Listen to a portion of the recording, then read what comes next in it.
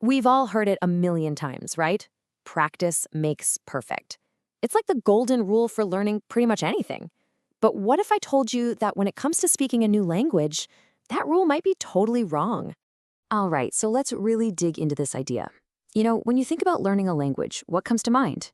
Probably drills, flashcards, right? Forcing yourself to speak from the very first day. But what if the actual secret, the real key, is to just stop trying so hard? Okay, so look at these two paths. The one on the left, yeah, that probably looks super familiar. It's the traditional way, right? The way most of us were taught in school.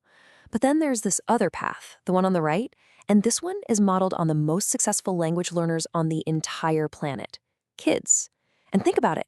They don't do grammar drills. They don't force themselves to talk. They just listen. They understand. And then, almost like magic, speaking just happens. So, to really wrap our heads around this, we need to look at how our brains are actually wired to pick up a language. Because believe it or not, this whole process starts way, way before we ever say our first real word. I mean, just think about it for a second. No baby is born speaking, right? There's this incredibly important and long silent period. It's fascinating. The worldwide average age for a child to start speaking isn't until 21 months. That's almost 2 full years of just listening, just absorbing everything around them. They're building this huge invisible foundation of understanding before they even try to say anything. So, what is actually happening inside the brain during all that time? Is it just passive? Are you just hearing a bunch of noise? Absolutely not. Something really incredible is going on just beneath the surface. It's not idle at all. Your brain is working overtime. It's catching all the sounds, all the patterns, the rhythms of the language. You can almost think of it like a supercomputer that's constantly sorting, connecting, and organizing every little piece of data it hears. So this isn't rest time. It's a deep, totally unconscious processing job that's laying the entire foundation for what comes next. Now, this is where it gets really interesting. Check out step 2 here. Take a break. I know, it sounds completely backward, right? But it's absolutely critical. Studies on this actually show that after you've spent hours listening, taking a complete break from the language, it makes you better. It's like you're giving your brain the quiet time it needs to process and integrate everything, so when you return, bam, your understanding has actually leveled up. Okay, so you've put in hundreds of hours of listening. Your brain has been doing all this unconscious digestion.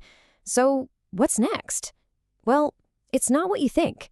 It's not some conscious choice you make to finally start talking. It's just a natural result. But to really get this, we have to be super clear about what we mean by speaking here. We're not talking about just parroting a phrase you memorized from a textbook. No.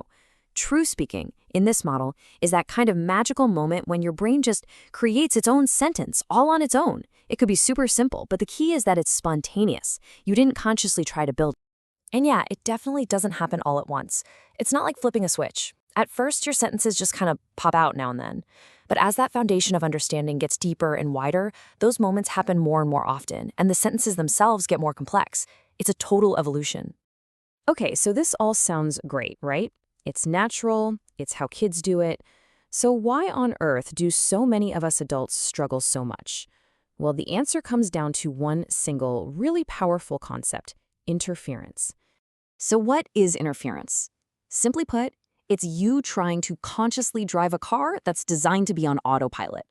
It's that moment when our logical, analytical, adult brain tries to step in and take over from the incredibly powerful natural language learning hardware we were all born with. And this right here, this is exactly what interference looks like in action. Every single one of these things, thinking about grammar rules before you speak, translating from your own language in your head, worrying about making a mistake, it's like you're building a little dam in a river. You're actively blocking the natural flow instead of just letting it happen. And this quote from an expert in this method, David Long, just nails it. It's really all about trusting the process, isn't it? Trusting that your brain is this amazing language learning machine, and that your only job is to give it enough input, and then just get out of its way. So, let's say you do all this. You trust the process, you manage to avoid all that interference, and you just let speaking happen when it's ready. What's the final destination? What does that kind of true, natural fluency actually feel like from the inside? Well, the difference is just, it's night and day. On one side, you've got that exhausting mental workout you get from traditional learning, right? But on the other side, you have speech that feels just as easy, just as effortless as speaking your own native language. It's not draining at all. You're just talking. This next insight is so fascinating. When you achieve fluency this way, it doesn't feel like some big accomplishment you had to fight tooth and nail for. Instead, it feels more like a natural ability that you just allowed to grow. And that's why, as the quote suggests, getting a compliment on it can feel just as weird as someone complimenting you on your native tongue. It just is part of you now. And that really brings us to the final big question, doesn't it? This whole idea suggests that the real key to unlocking fluency isn't about adding more stuff. Not more effort, not more practice, not more control.